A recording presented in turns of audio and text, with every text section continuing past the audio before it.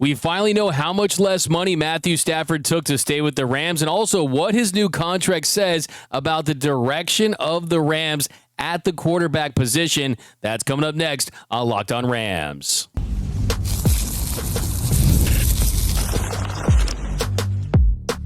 You are Locked On Rams, your daily Los Angeles Rams podcast. Part of the Locked On Podcast Network, your team every day. What is up, and welcome to another episode of Locked On Rams, your daily podcast covering your Los Angeles Rams. Free and available wherever you get your podcasts. Locked On Rams, part of the Locked On Podcast Network, your team every day. We're also available over on YouTube, so if you haven't yet, do me a huge favor. Join the party, hit the subscribe button, hit the notification bell, hit the like button. Just past 17,000 subscribers, inching closer to 18,000. So a lot of new viewers lately, a lot of new listeners lately. So join the party, hit the subscribe button. My name is Doug McCain. Friends call me D-Mac. You can follow me on X and Instagram at DMac_LA. I've been covering LA sports for over a decade, 24/7 Sports, Bleacher Report, SI, Dodgers Nation. I also do NFL radio for Westwood One. Today I'm flying solo, the People Champ, Mr. Travis Rogers. He's out today. He'll be back tomorrow, but we've got a jam-packed show.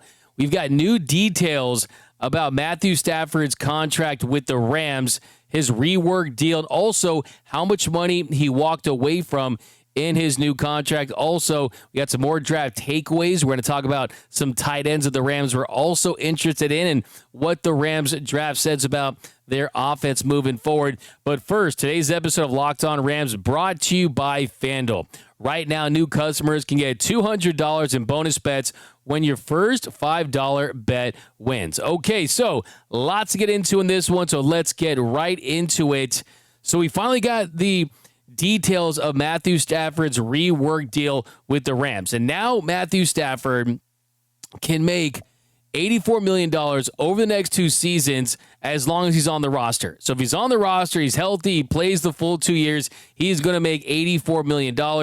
He can earn $44 million in 2025 and $40 million in 2026 instead of the deal he previously had where he would take over $58 million in those final 2 years. So this deal, if it looks familiar to you, well, it looks similar to the deal that Aaron Donald got in 2022 when they renegotiated his deal.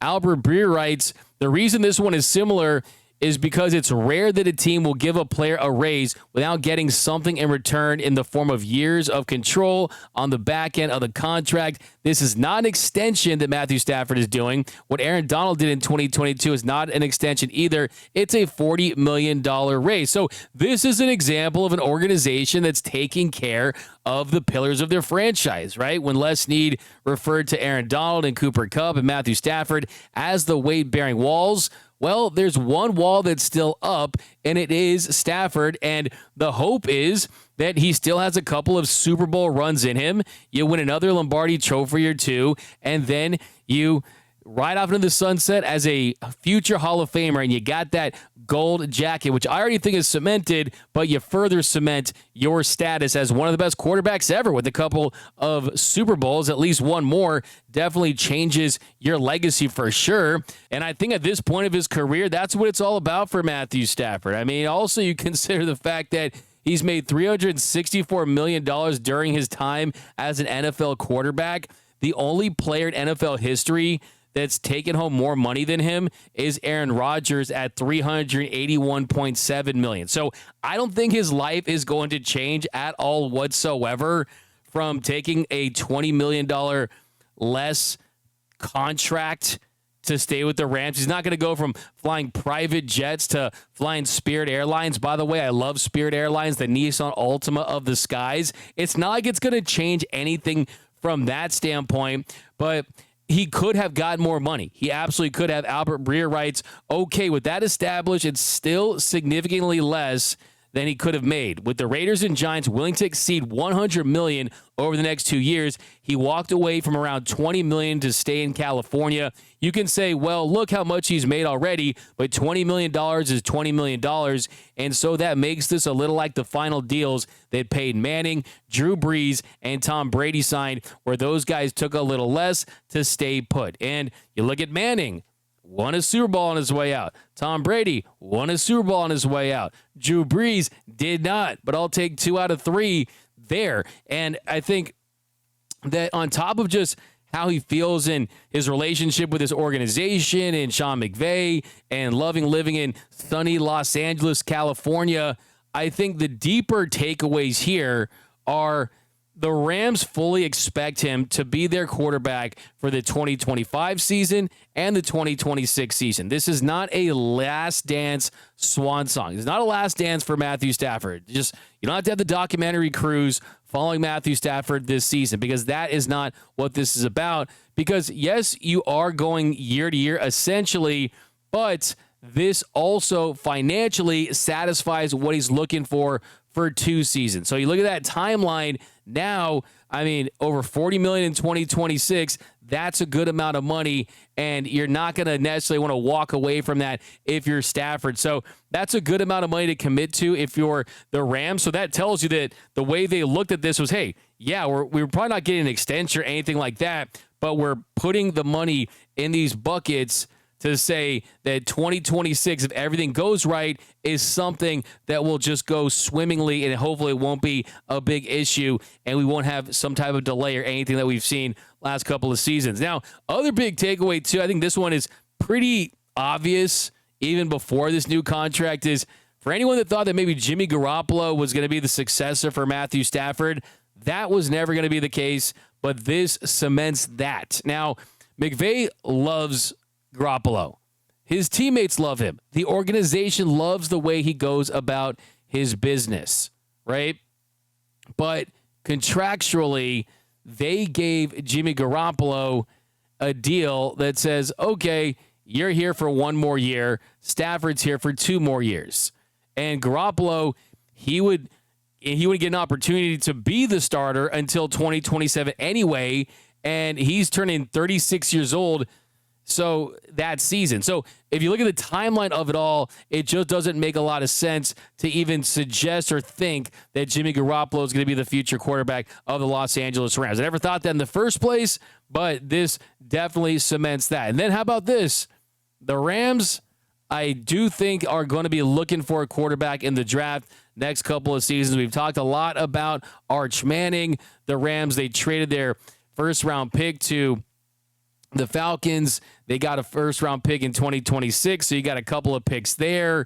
The Browns, they also got some picks with the trade with the Jaguars, so they're a team that, hey, you got Shedeur Sanders, you got Dylan Gabriel, you have some options there at quarterback. If you're a Rams fan, you almost kind of want one of those quarterbacks to look like they can take on that job in year one. So another guy that you can root for in year one is whoever's quarterback for the Cleveland Browns. Because, I mean, sure, if they have an opportunity at Arch Manning, his upside there would be so significant that maybe it would move off some of those guys. But who knows? What those guys are really good. I mean, if they're like Bo Nix this past season, who was really, really good, I mean, there's a possibility of that. From what I've heard, there's no guarantees that Arch Manning is even going to declare for the draft.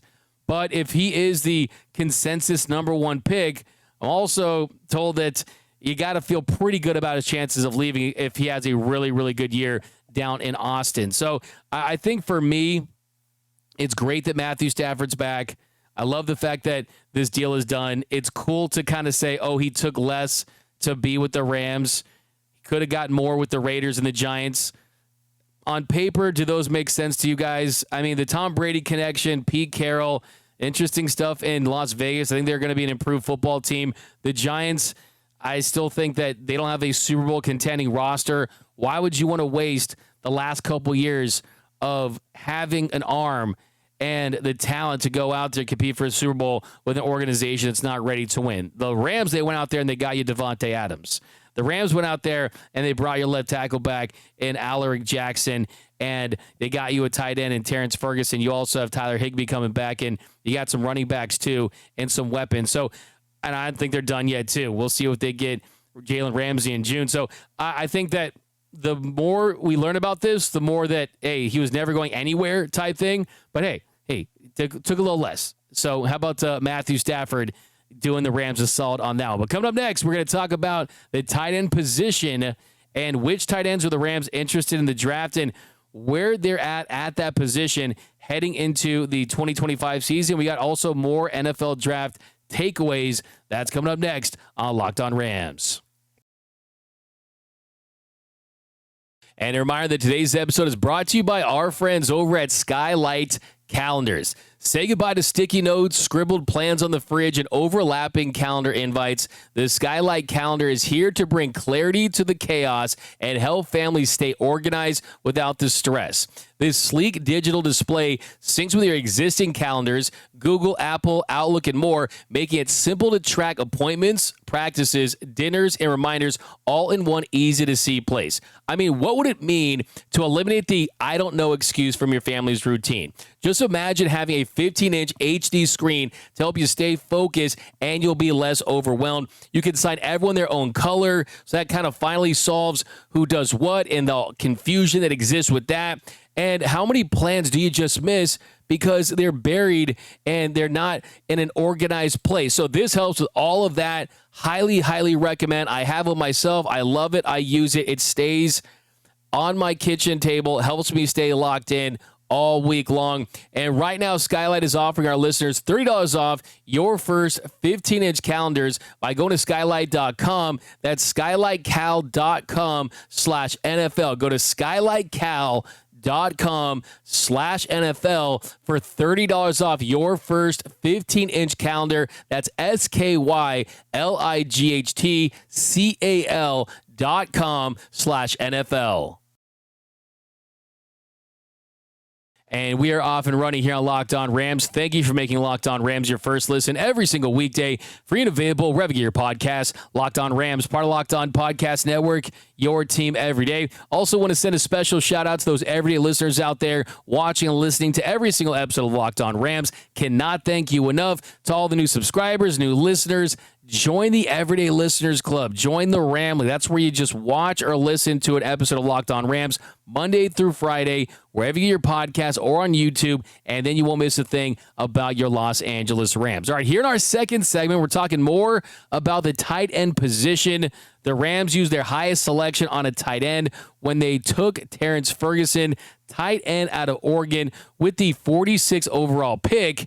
And when they did make the pick, there were experts, pundits, some fans that were saying, oh, LSU's Mason Taylor. They were so close to getting Mason Taylor. Mason Taylor goes number 42 overall to the New York Jets. And according to ESPN's Jeremy Fowler, the Rams were also looking at LSU tight end Mason Taylor, but a source from the Rams told Jeremy Fowler that the team actually preferred Ferguson over Taylor. So the Rams actually valued Ferguson over Taylor. There's some reporting that has the Rams interested in taking Ferguson even at 26. That's how highly they viewed him, and they ended up with Ferguson at 46. So even if Taylor was available, if Taylor and Ferguson were both available at 46, based on all the reporting, based on everything we know, they would have still gone with Ferguson.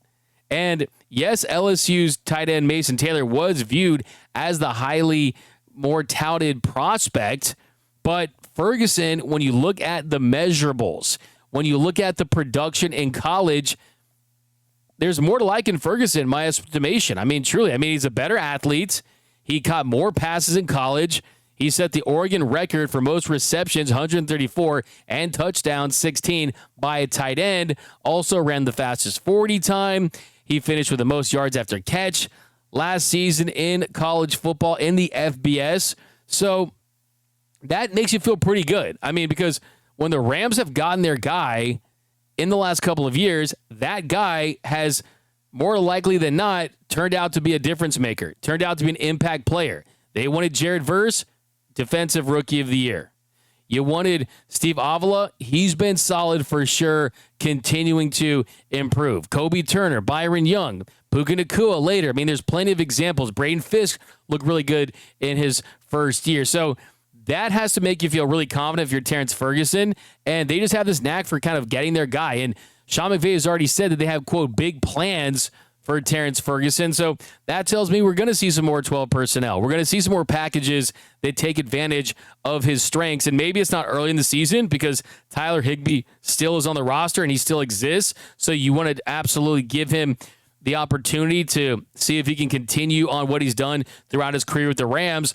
But Terrance Ferguson is a very, very exciting tight end. And that is a big, big takeaway, right? I mean, Sean McVay finally got his tight end. He finally got that tight end. I mean, he had been waiting for it, asking for it, and really the Rams weren't acquiescing, whether it be just not getting them, not being able to trade up for one. I mean, they were interested in trading up for Brock Bowers. Dalton Kincaid was someone they were interested in back in 2023. So that's 2 years, 23 for Kincaid, 24 for Brock Bowers. And I think this signals that Sean McVay wants to get back to that 12 personnel. And that was a foundation of his approach early on in his career. And Sean McVay even said, the more that you can present and be multiple with a variety of blocking surfaces, some different personnel groupings, the better. What that means, I think it allows us to be more versatile. We still have to put the work in, but there's a vision.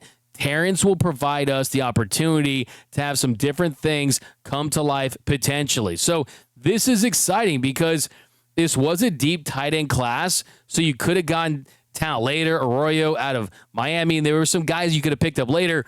But when it comes to true upside potential, as far as the measurables, the college production, the high ceiling, after Ferguson, there was a pretty significant drop-off. And I think they made the right pick. I really do. And I think when you look at where the Rams were out of 12 personnel in the 2024 season, the Rams were fourth in EPA per pass. So that's something to build on. And Ferguson as a rookie, we've seen these rookies come in and have impacts. I mean, I'd be shocked. I mean, yes, there was the Blake Corum thing, which I think we can kind of accept after the fact, was more of, okay, Blake Corum is someone that he can play if Kyren Williams goes down because he's a similar style running back. He can acclimate himself to the offense and do similar Kyren Williams-ish type things, and he didn't play. And that's because Kyren Williams mostly stayed healthy. But I think Ferguson is different in the sense that Higbee got injured. He comes back late. He's kind of on the tail end of his career, and Colby Parkinson didn't work out as far as becoming that playmaker that they want, that they need out of that position to kind of diversify them things. I highly doubt that Sean McVay this offseason is schematically game planning for the tight end and saying, oh, Colby Parkinson's going to be my guy here after what he saw from him in year one. Oh, Tyler Higbee is going to be able to last a full season at this pace with these schemes. I doubt that. I think that you're going to see Terrance Ferguson as a flex tight end going up the seam, moving the chains, getting first downs, and that really, really excites me because that means you got a plus tight end, plus receivers, a plus running back, and an offensive line that's really been solidified. I mean, Alec Jackson's back. Rob Havenstein could be his last year. You already extended Kevin Dotson last season. I mean, you think you want to see a leap from Steve Avila this year, but you got some pieces in place, and I think that it's been a glaring need to kind of have that. I mean, look at Sam Laporta. I mean, just look at Brock Bowers. I mean, there's a lot of impactful tight ends, and I think that's kind of the direction of where this team is going. Really, they're headed towards 12 personnel. They're kind of going with some of the league's kind of trends that we're seeing. I wouldn't be surprised to see a massive impact from Terrance Ferguson. I really would not. I'm trying to get him on the show, talking to him. So yeah, I mean, he's a real hard worker. He told the Rams that he is the best tight end in the draft, and he definitely has that kind of mindset for sure. And then coming up next, we're going to talk more about the draft, kind of what we can still unpack and how it's going to impact the roster in 2025. That's coming up next on Locked On Rams. And a reminder that today's episode is brought to you by our friends over at FanDuel. The NBA playoffs are in full swing, and every night delivers highlight-worthy performances, major momentum shifts, and can't-miss moments. Whether it's a game-winning shot or a breakout player, there's never been a better time to get in on the action. FanDuel makes it easy to stay in the game before tip-off or live. With player props, performance trends, and same-game parlays, fans have more ways than ever to play smart and win big. The NBA playoffs have been absolutely electric this season. The Knicks beating the Celtics in overtime. The Nuggets going into OKC and stealing Game 1. Thanks to Aaron Gordon's big shot at the end. Joker still looking like the MVP of the league, even though they're going to give it to SGA. The Nuggets are a plus 1,500 right now to win the title, and they just stole Game 1 from the Thunder. That could be interesting. How about tonight? The Golden State Warriors, a minus 6.5 in Minnesota for Game 1 of that series. Hey, with Steph Curry, Jimmy Butler, Draymond Green, you got to like the Warriors' chances in that one. So you got $200 in bonus bets to add if your first $5 bet hits. So just think about that. $200 in bonus bets. That would add to that excitement, to that rush, to that electricity of watching the NBA playoffs. So if you're new to FanDuel, it's the perfect time to sign up. Head to FanDuel.com and place your first $5 bet. If it wins, you'll get $200 in bonus bets. Make every moment more with FanDuel, official sports betting partner of the NBA. And welcome back to Locked On Rams. Thank you for making Locked On Rams your first listen every single weekday. Free and available wherever you get your podcast. Locked On Rams, part of Locked On Podcast Network, your team every day. All right, so I'm really excited to talk about this running back that the Rams took out of Auburn. The Rams moved up 10 spots from a number 127 to 117 to pick Jarquez Hunter, RB out of Auburn. And you go up 10 spots to take a running back in the 4th round.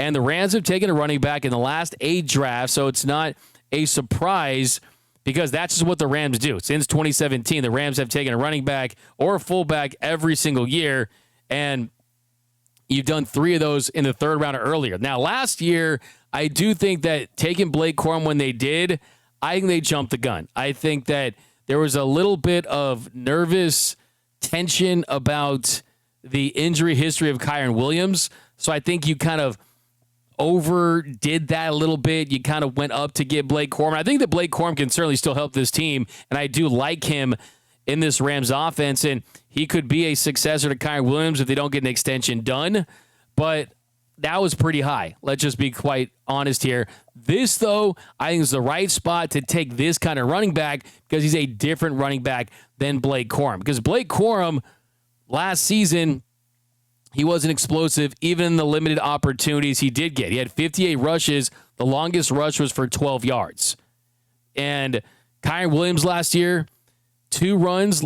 He had 2 runs that were longer than 18 yards last season. The Rams, they were one of the least explosive running back units in the National Football Leagues. That's just not what they do. Hunter can change that. And that's why I love this pick. Hunter has a career explosive run rate of 18.9%. A career explosive run rate of 18.9%. That is the second best of any of the RBs that came out this year. The second best. I mean, only RJ Harvey had a higher explosive run rate than he did. And you kind of look at some of the other data on him. 32% avoid tackle rate. That's 5th. 4.10 yards after contact per rush. That's 9th. 22.6% of his runs went for 10-plus yards. That's 2nd. I mean, that is explosive. And will that translate to the next level? Remains to be seen, but he has all the tools to be able to accomplish that and be a weapon and be a different club in the Rams' bag. A 4.44 40, and he can break tackles. Goes through arms tackles. Not like a light guy that just has speed. No, he has the ability to break some tackles too, and he can change pace. He can go different directions. And I like the fact that he can be a little lightning plus thunder to the already existing thunder that the Rams have with Kyren Williams and Blake Corum. So you don't want to just always be this offense that's 8 yards, 12 yards, 15 yards, just kind of marching down the field and trying to move the chains in a methodical fashion. You want some explosion, right? I mean, you want to be able to take the top off of the defense. You want to be able to get those big gainers. Just look at the Super Bowl champion last year. I'm not saying that Jarquez Hunter is Saquon Barkley, but just look at that element, what that did to the Rams. Look at what that did in the NFL playoffs, and look at Jalen Hurts busting up big runs occasionally too. I mean, having a player that can do these things, they're tough to find, right? I mean, you can't find these guys on the scrap heap. You just can't. Like, those guys don't exist, right? So you kind of take your risk with the upside, just knowing that it's very difficult to find guys with this talent level, with this level of athleticism, and find them as a UDFA, or just kind of find them as a guy that got cut by another team. So you got to move up like the Rams did to get these kind of guys, and they certainly did that. So I think, and I'm calling it right now, I think Hunter is going to have a big impact this season for the Rams, whether it be because Kyren Williams got banged up and had to miss some games, and they gave Hunter an extended run. But I also think that he's going to be impressive early in training camp. I think that he's going to turn some heads. Everywhere he's gone, he's been a difference maker. And just pull him up on YouTube. I mean, hurdling guys, running away from guys. I mean, I think there's a chance that you could have really gotten one of the better, more explosive backs in this class that can have an impact in year one. So that's exciting stuff right there. Think about what the Rams kind of told us with the way they drafted. They went with guys that have stuff that you can't teach. Terrance Ferguson finishing with the fastest 40 time in the draft. Hunter finishing with the second highest explosive run rate, a 4.40, right? I mean, things like that. I mean, you can put them with the best coaches on the planet, right? You can put them with the best schemes, right? But I know you've heard the saying, sometimes it's the X's and O's, sometimes it's the Jimmies and the Joes, right? Talent wins. We talked about Matthew Stafford. Matthew Stafford is great because he's smart. He puts in the work. He studies the playbook. But at the end of the day, those football gods just spent a little more time on Matthew Stafford's arm before they sent him through, right? They spent a little more time on that arm, right? A lot of this is God-given ability, and he certainly does have that. So I think that's one thing I just really loved about this draft from the Rams, of getting guys that have high ceiling, that have high upside, and I think that it really has the chance to pan out, and that's definitely some exciting stuff. So, yeah, I mean, this draft class, we're going to continue to unpack it. I mean, can you believe it? It's already May. I mean, we're getting closer and closer to training camp. I mean, it's just flying by. And, yeah, we'll talk about it tomorrow, but the Rams are actually holding their June minicamp, the first ever NFL team to hold their June minicamp over in Hawaii. So it's a partnership with the Hawaii Tourism Authority. It's going to take place from June 16th to the 19th at War Memorial Stadium in Hawaii. So that's going to be really cool. We'll talk about more of that tomorrow with Travis, but they're calling it the Rams Maui Camp. Get it? Not Rams mini camp. So creative stuff. Love to see that. Always pushing the envelope. Always changing the game. That's what the Rams do. But that's going to do it for this episode of Locked On Rams. My name is Doug McCain. You can follow me on X and Instagram at DMAC_LA. And until next time, whose house? It's Locked On Rams house.